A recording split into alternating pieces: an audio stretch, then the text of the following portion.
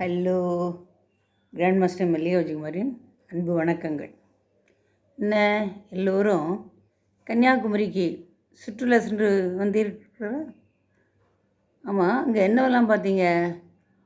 சூரிய உதயம், சந்திர அஸ்தமனம், அப்புறம் கன்னியாகுமரி அம்மன், காந்தி மண்டபம், விவேகானந்தர் பாறை மற்றும் திருவள்ளுவர் சிலை. இந்த திருவள்ளுவர் சிலை சமீபத்தில் தான் வந்தது, அதாவது 2000ஆவது ஆண்டில் தான் வந்தது.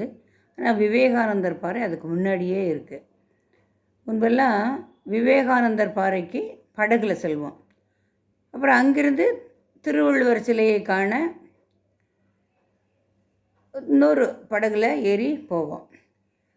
கடல் கொந்தளிப்பெல்லாம் ஏற்படுதுன்னா விவேகானந்தர் பாறையோடு கூட்டு வந்து விட்டுருவா.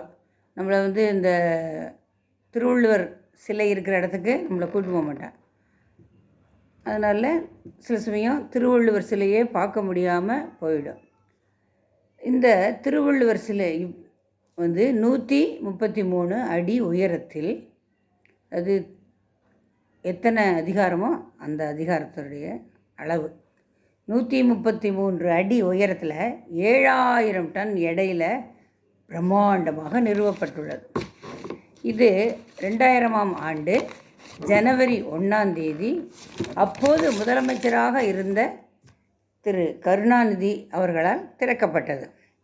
கன்னியாகுமரி சுற்றுலா முக்கியத்துவம் வாய்ந்த இடமாக இருப்பதால் இந்தியாவின் பல்வேறு இடங்களில் இருந்து மட்டுமல்லாமல் வெளிநாடுகளில் இருந்தும் ஏராளமான சுற்றுலா பயணிகள் இங்கு வருகிறார்கள். அது எனக்கு தெரியும், அங்கே போனாலே தெரியும். நிறைய பேர் ஃபாரினர்ஸ்லாம் வந்திருப்பா. எப்போ போனாலும் அந்த பீச்சில் பயங்கர கூட்டம் தான். கன்னியாகுமரி பீச்சில் அது இந்த 3 கடல் ஒன்று சேர்கிற இடம் இல்லையா? என்னெல்லாம் இந்து மகா சமுத்திரம், வங்கக்கடல், அரபிக்கடல் எல்லாம் சேர்கிற அந்த இடத்த பார்க்குறதுக்கு உலகத்தில் உள்ள எல்லோரும் அதை பார்த்துட்டுருக்காங்க. அரபிக்கடல், இந்து மகா சமுத்திரம், வங்காள விரிகுடா கடல், அந்த முக்கடல் சங்கமம், அப்புறம் விவேகானந்தர் மண்டபம், திருவள்ளுவர் சிலை ஆகிய அந்தஸ்துகள் மட்டுமின்றி இப்போது ஓர் புதிய அடையாளமும் கிடைத்திருக்கிறது. என்னது அது? அதுதான் கண்ணாடி பாலம். இந்த கண்ணாடி பாலத்தை பற்றி தெரிஞ்சுக்கிறீங்களா? விவேகானந்தர் பாறையும் திருவள்ளுவர் சிலை அமைந்துள்ள பாறையையும் இணைக்கும் வகையில் கடலுக்கு மேலே இந்த பாலம் கட்டப்பட்டுள்ளது. இப்படி நினச்சாலே நமக்கு ஆச்சரியமாக இருக்குல்ல? இது நவீன தொழில்நுட்பத்தில் ரூபாய் 37 கோடி செலவில் இந்த கண்ணாடி பாலம் கட்டப்பட்டுள்ளது.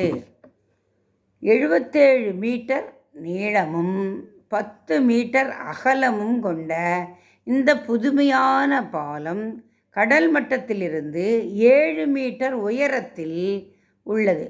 நடைபாதையின் மொத்த அகலமான 10 மீட்டரில் நடுப்பகுதியை மட்டும் 2.5 மீட்டர் அகலத்துக்கு முழுக்க வலுவான கண்ணாடியினால் பாதை அமைக்கப்பட்டு இருக்கிறது.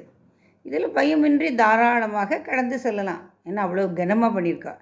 கண்ணாடி உடையாது, அந்த அளவுக்கு பண்ணியிருக்காங்க. என்னதான் உறுதியாக இருந்தாலும் உத்தரவாதம் அளித்தாலும் இது போன்ற கண்ணாடி பாலங்களில் நடந்து செல்ல சிலர் பயப்படுவார்கள் இல்லையா? அது இந்த கண்ணாடி பாலம் நடக்கும்போது நமக்கு கீழே உள்ள கடல்லாம் தெரியும். இன்னும் கடல் மேலேயே நடக்கிற மாதிரி இருக்கும். மனசுக்குள்ளே கொஞ்சம் பயமாக தானே இருக்கும்.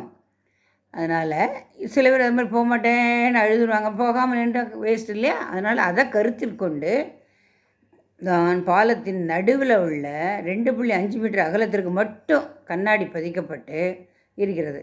மொத்தம் 31 கண்ணாடிகள் பதிக்கப்பட்டு இருக்கின்றன. 53 மில்லிமீட்டர் தடிமன் கொண்ட ஒவ்வொரு கண்ணாடியும் 558 கிலோ எடை கொண்டது என்றும் இது 750 கிலோ வரை எடையை தாங்கும்.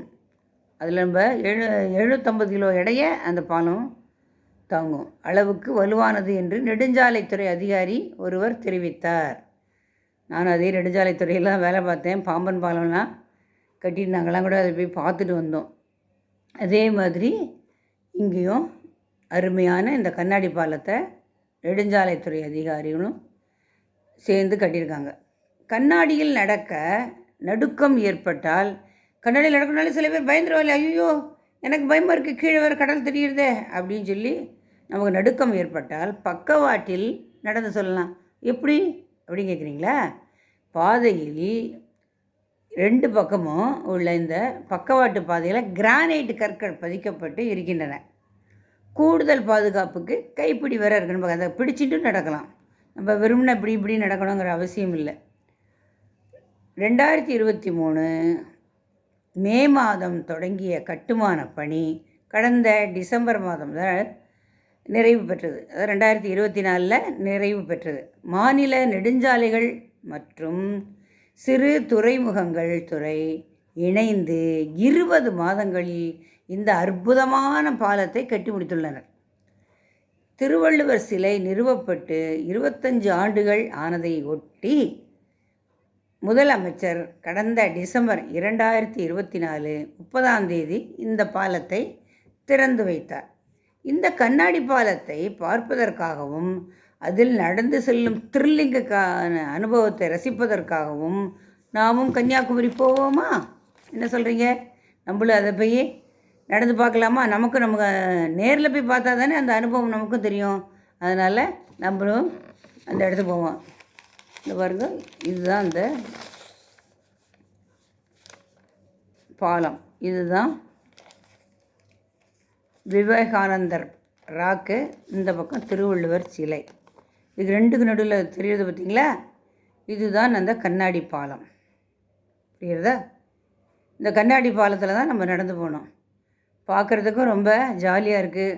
இது மாதிரி இதெல்லாம் நடந்து போகும்போது நமக்கு ரொம்ப த்ரில்லிங்காக இருக்கும். நான் ஒரு வாட்டி சிங்கப்பூரில் இப்படி தான் தண்ணிக்கு மேலே மரக்கட்டை பாலம் மாதிரி ஏதோ போட்டிருந்தேன். அது தொங்கும் பாலம். அந்த தொங்கும் பாலத்தில் நடக்கும்போது நமக்கு ரொம்பவே பயமாக இருந்தது.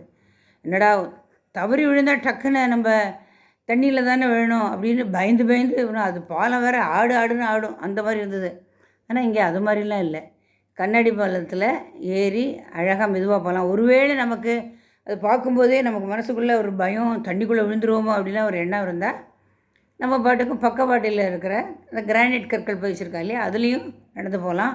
அப்படியே கீழே விழாமல் இருக்கிறதுக்கு சைடில் கைப்பிடிச்ச ஒரு மாதிரி வச்சுருக்காங்க. அதில் பிடிச்சிட்டு நம்ம நடக்கலாம். அதனால் கவலை இல்லை. எல்லோரும் இதை பார்க்குறதுக்காக வேண்டி கண்டிப்பாக கன்னியாகுமரி சென்று வாருங்கள். நல்ல ஜாலியாக என்ஜாய் பண்ணிட்டு வாருங்கள். வணக்கம்.